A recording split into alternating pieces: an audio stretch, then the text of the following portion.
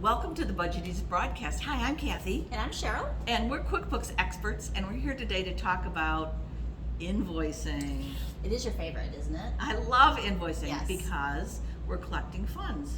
And there's a lot of good reasons on why we should do invoicing. I like to get paid. Right, we like to get paid. Sadly, invoicing is also very challenging in the making sure that we get everything correct on the invoice. And as a result, many people are slow or sloppy with their invoicing. They'll get their invoicing out on a regular basis. But we have some really good best practices that you could follow and recommendations. For sure. Mhm. So I know that a lot of people, and I will say attorneys are notorious for this, getting their bills out really late and beyond when they did the work. So you'll get a bill that's several months after you Mhm. received the service, and it's like, oh, it seems sloppy. So something to avoid. Right, so you're not looking professional. No. It's showing that you don't have good processes in place. So if you can't get an invoice out, especially if you're a service company, you know, how good of a job are you doing actually providing your service? You're paying for a lot of things and not getting paid. So your cash flow is an issue. So invoicing on a very systematic rhythm can be dramatically helpful to any business.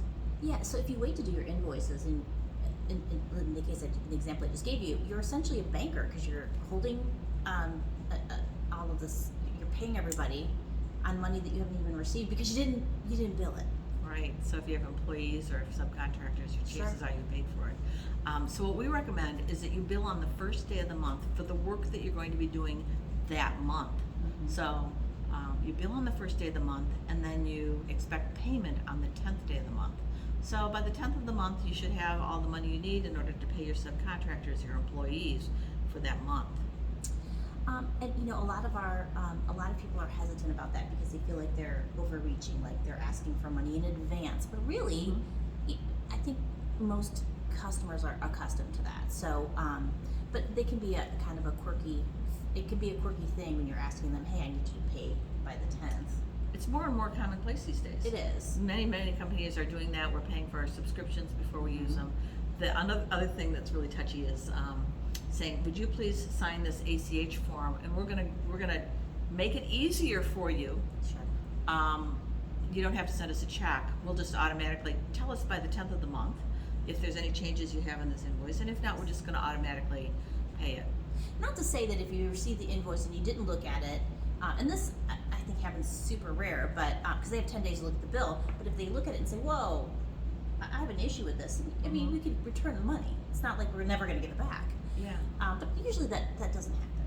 I think the last tip that I would give you is that you want to make sure that it's on your calendar on the first day of the month.